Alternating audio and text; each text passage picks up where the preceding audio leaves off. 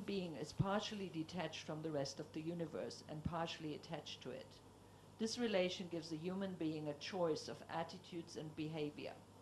Man may try to dominate the rest of the universe and exploit it.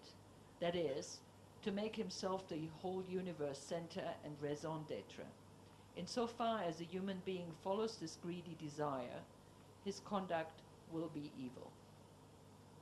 Nichiren Daishonin, the founder of the particular school of Buddhism I follow, describes the chief characteristics of anger as perversity, alluding to the fundamental disorientation of perspective that occurs when the ego places itself at the center of the universe. Now, this desire to dominate in the state of anger is quite different from that of animality, because a lion kills to feed itself. It doesn't kill to make a point. Now, in animality, it's basically winning or losing according to your strengths. But in anger, the person feels to deserve to win regardless of strength. So anger is not to be confused with simply being angry. For the world of anger does not just appear when we lose our temper. Rather, anger is a state of supreme self-centeredness in which we believe that we are fundamentally better than others, and in which we delight displaying this supposed superiority to the world. And in one of the major writings, Tian Tai, a famous Chinese philosopher who studied the Buddhist scriptures, describes anger as follows. The person in the realm of anger has an irresistible urge to win out over everyone else. Like the hawk flying high in the sky in search of prey, he looks down upon others and respects only himself. He makes a superficial show of benevolence, righteousness, propriety, wisdom, and faith, and he may even display a primitive form of moral integrity, but inside he is a monstrous egotist.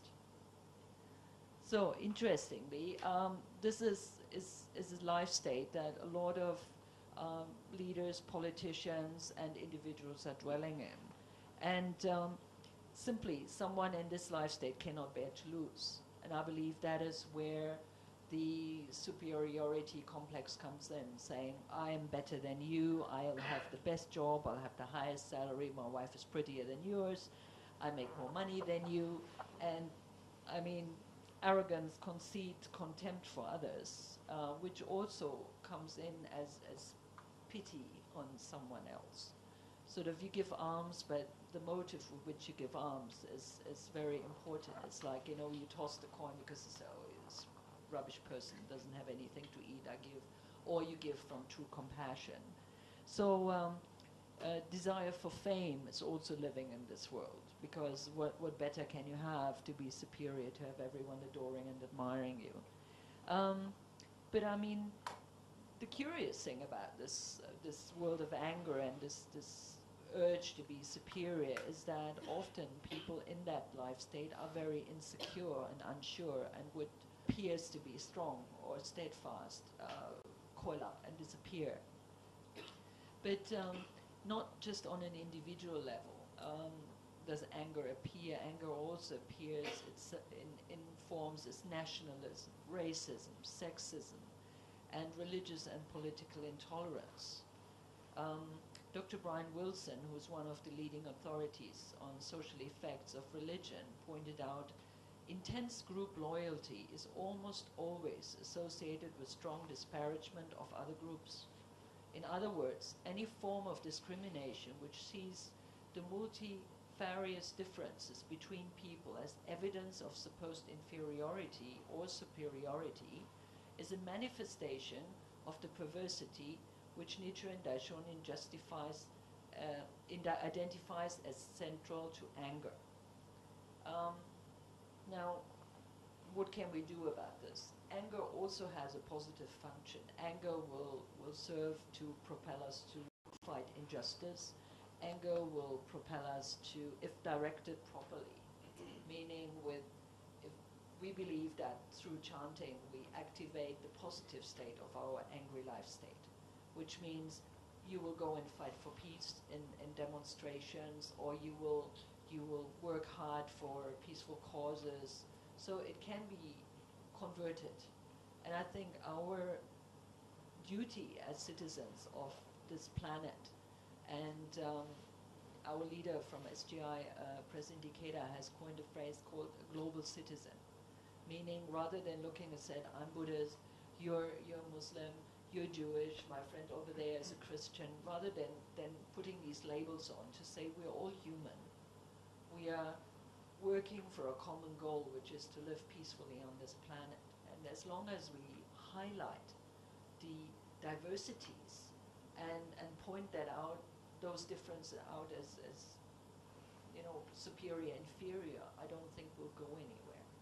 I really believe that our mission here, and I feel so privileged that I'm part of this circle of like-minded people, is to explore what we have in common and how we can work for a better future. And again, coming back to the Buddhist concept of a human revolution starts with one individual. Meaning if each one of us carries that thought within ourselves, then we will eventually, and this is what I pray for, reach critical mass, where there will be more people in favor of peace and equality than of fighting. Because ultimately, I think the struggles you see and the wars that are fought in the name of religion are not about religion at all. They're about power, they're about greed, and they are about anger. They're about this particular fourth world that I've just described. And I mean, in different religions we call it different things. I just found this particular description very, very appropriate to make us aware, because I think we feel anger is only something that happens when we become mad at something. But it's not. It's a life tendency, and it's something that I think everyone, regardless of their own religion, needs to be aware of and observant of. And with whatever religious practice we have, I think that's where prayers come in. Prayers come in to focus ourselves, to bring out our own inner divine nature and make us a better human being so we can contribute to society. So from that perspective, I think I shall close, and thank you for being patient with me.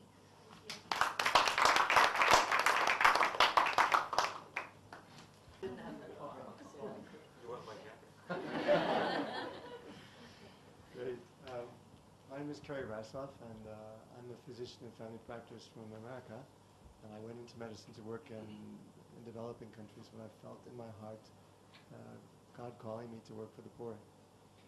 When I asked if I could come and speak, I thought, why would I be appropriate given religious people and just basically a different perspective? And when I was listening to everybody, I thought many things that came up, and I'd like to share them with you. I'm going to be very personal about my own life. I'm very lucky in that I've traveled all over the world. I've been to over 80 countries. I've lived in many countries. And I've had the joy of being able to work with many poor people in many countries that gave me a different perspective than other people might have. Now, when Ayelet and Godfrey were discussing the organization of this evening, we were thinking about the intention, the reason for bringing this forward. Why are we here? What do we hope to achieve? And somebody who came to the last program said it was interesting, but where does it go? How does it help us transform? How does it provoke me to think something differently and do something differently? And I think that what I hope as an intention from this meeting would be to help everybody understand that while we all blame somebody else for the problems in the world, we are actively part of that problem. And it's our issues of separation that's causing this notion of me being superior, which then translates into the hatred and the chaos that we have in this current world. So as I was listening to people, these are just some thoughts that came to me. I remember as a child, I was able to sing very well, and I got a part in a play called The Maronite Visitors. It was a Christian play, and I was singing as a little boy that was welcoming Jesus into the world. And my rabbi said that he forbade me to sing this part in this program. And my mom was very concerned because we were Reformed and she wanted me to be in this play, but the rabbi said no. In addition, he said that you can't sing Christmas carols with the school. Now, the school I went to was integrated, and it was really difficult for me not to be able to be with the Christian students